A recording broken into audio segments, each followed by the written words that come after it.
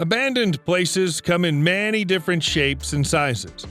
Some of them are so badly broken down and beaten up that they make us feel sad. Others look a little creepy when we come across them in the dark. Then there are those that fill us with a sense of wonder. Sometimes, when all the people have gone away, there can be something fabulous and mystical about a place that's been left to fend for itself. Here are some of the most mystical abandoned places on Earth. Standing alone on the East Gippsland coast of Victoria in Australia is a lighthouse known as Point Hicks. It's one of the very few warning beacons available to ships passing on the South Tasman Sea, and can be seen as far away as the Bass Strait when it lights up. You won't find any light keepers inside it, though. The lighthouse was built in 1887 and manned until 1965, when it was finally connected to mains electricity. That did away with the need for permanent occupants, and the former lighthouse keepers' quarters have been let out as holiday homes ever since. You'd be brave to stay here, though. Aside from the fact that it's in a very remote location, the lighthouse is also said to be haunted by the ghost of a former keeper known as Christopherson, who fell to his death down the spiral staircase during the early 20th century. You might not think you believe in ghosts, but when you're alone in Christopherson's quarters at night and you hear creaking on the stairs, you may soon find yourself questioning that belief. Dunbar Castle in Scotland looked magnificent when it was built during the 16th century. Perhaps that isn't surprising. The creation of the building and the establishment of the land around it was a gift to the Dunbar family from King James V. So all of the construction work was performed to the standard where it was fit for a king. These days, it's not quite so impressive. The Dunbar family moved out in the year 1800 after almost 300 years of occupation, and since then, it's been allowed to crumble into ruins, with thick ivy growing through the brickwork everywhere you look. The people who live locally to the castle in the Dumfries and Galloway region of Scotland insist that you'll see something else if you look a little closer, though. Allegedly, the ghost of a furious woman called Janet Dalrymple runs through the tower in a blood-stained wedding dress. As the story goes, she was forced to marry Sir David Dunbar despite the fact she was already in love with the 3rd Lord Rutherford and was murdered on her wedding night because of her protestations. We're traveling to Siberia now for our next mystical experience in an abandoned place, and we'll find it inside Kashgalok Cave, if you're bold enough to enter this eerie hole in the rock in the Kashgassia region. This foreboding place has picked up several nicknames over the years, such as the Cave of the White Shaman and the Cave of the Black Devil. None of the nicknames imply that it's a place you'd want to spend much time. Inside the cave, there's evidence that human sacrifices were carried out atop a phallic altar by unknown people many centuries ago. The tale of the cave gets worse from there.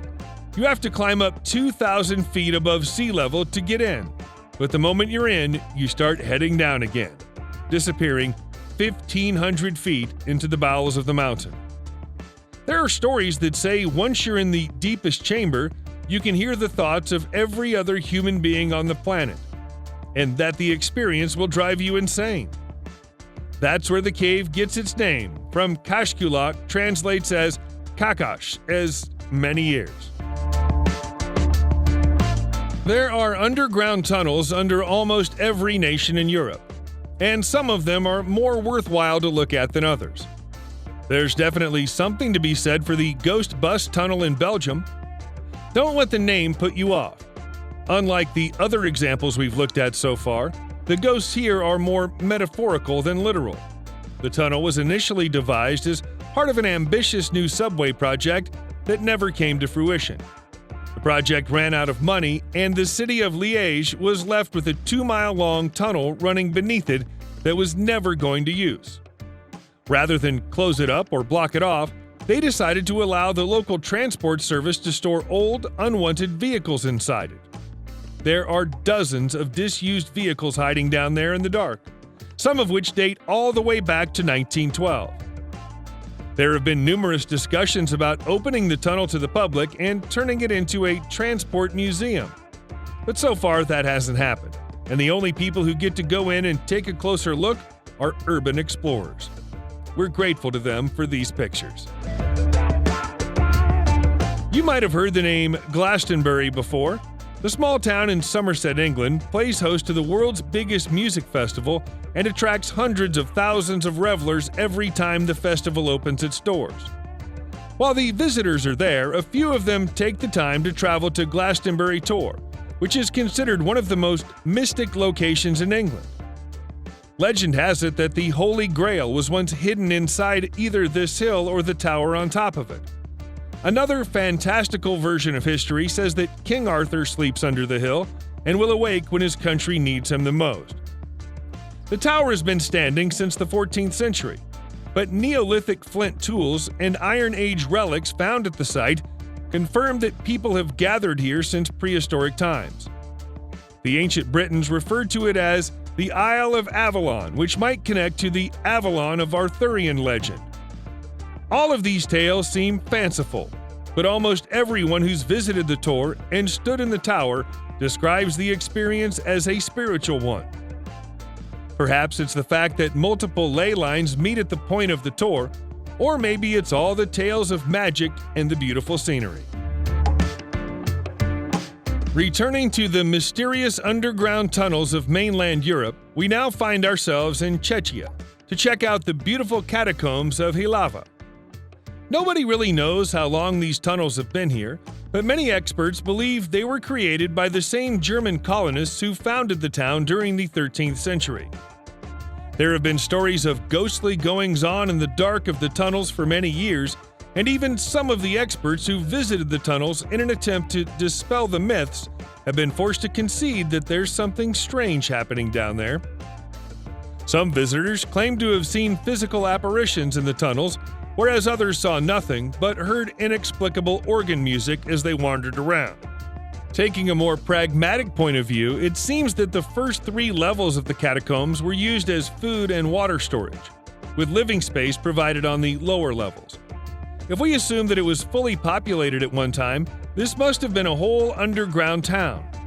Why was it built? Who might have been living down here? Honestly, we don't know, but that organ music is bizarre, and no explanation for it has ever been found. You might have noticed by now that there's a recurring theme of ghosts in our mystical abandoned places. So let's cut to the chase and go straight to the most haunted castle in the world. That's Chillingham Castle in Northumberland, England. And if any castle on the planet is likely to be haunted, it's this one. There's a long and grisly history of executions at the castle, going all the way back to the 12th century, with some especially brutal methods of torture and killing carried out within its walls. The castle's central torture chamber is still open to visitors today, and all who attend are horrified by features like the sloping floor, which was angled to allow the blood of torture victims to drain away faster. Some of the old tools of the trade are still present in the dungeon, like the executioner's block, racks, thumb screws, and an implement designed to gouge out the eyes. There are said to be dozens of ghosts roaming the castle, but the so-called Pink Room is a particular hotspot, said to be haunted by the specter known as the Blue Boy, who usually manifests as a series of bright blue lights. As strange, beautiful, or frightening as an abandoned castle might be, there's something even stranger about walking around a whole abandoned village. They tend to be a little harder to find because we have a habit of building new settlements on top of the ruins of old ones, but they exist if you look hard enough. Here's one not far from Salo in Finland, known as Suamasjarvi. The timber and brick houses have been boarded up and left abandoned for most of the last century, and there appears to be an ever-present mist in the middle of the village that never goes away.